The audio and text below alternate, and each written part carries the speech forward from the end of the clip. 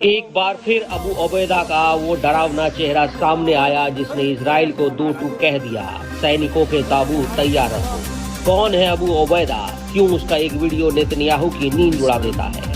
Hamas की सैन्य शाखा अल कसाम ब्रिगेड का सैन्य प्रवक्ता अब तक चेहरा पूरी तरह नकाब में, लेकिन आवाज और शब्दों से ऐसा डर फैलता है कि नेतन्याहू कांप जाते हैं। 2006 से सामने आया और पहली बार तब दुनिया ने नाम सुना था जब गिलाड शालिद को अगवा किया गया।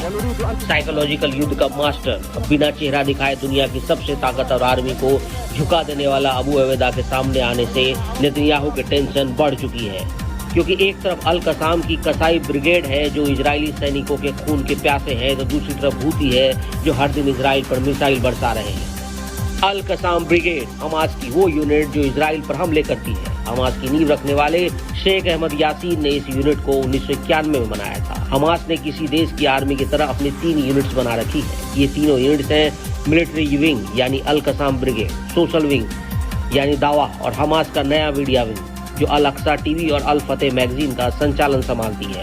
7 अक्टूबर को दुनिया ने हमास का न सिर्फ नाम सुना बल्कि उसकी बर्बरता और क्रूरता देखी। वो क्रूरता देखी जिसकी कल्पना मात्र से इंसान सिहर उठता है। वहीं दूसरी तरफ यमन से याहिया सारी मिसाइल से इजराइल को घेर रहा है और जमीन से अबू उबैदा मनोवैज्ञानिक मोर्चे पर दबाव बना रहा है।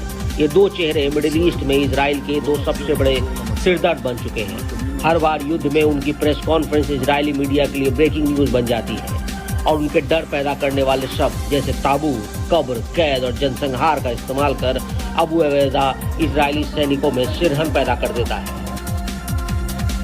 रिपोर्ट्स के माने तो अल कसाम ब्रिगेड के कारण ही हमास इजराइल के सामने टिका हुआ है।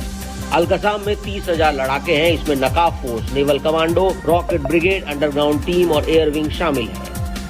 अल कसाम की सबसे खास रॉकेट ब्रिगेड और अंदर भी कई ब्रिगेड हैं जैसे Rafah brigade, Khan Younis brigade, central brigade, Gaza brigade और उत्तरी गाजा स्ट्रिप ब्रिगेड जो जंग लड़ रही। अल कसाम वो ब्रिगेड है जिसने 1994 से 2000 तक इजरायलियों के खिलाफ कई बड़े हमलों को अंजाम दिया। वहीं हूती विद्रोही लगातार रेड सी और इजरायली बंदरगाहों पर मिसाइलें दाग रहे हैं। याहिया सारी तो खुलेआम धमकी देते हैं कि हम तुम्हारे जहाजों को डुबो देंगे। इजराइल अब अपने जलमार्ग भी सुरक्षित नहीं रख पा रहा। अमेरिका की मदद के बावजूद हूतियों की मिसाइलें रोकना मुश्किल हो रहा है। नेतन्याहू जिसे कभी मिडिल ईस्ट का सबसे ताकतवर लीडर माना जाता था, आज वो 3 मोर्चे पर घिरे हैं, यमन, लेबनान और गाजा। और अब सवाल उठने लगे हैं, क्या नेतन्याहू का युग खत्म होने वाला है?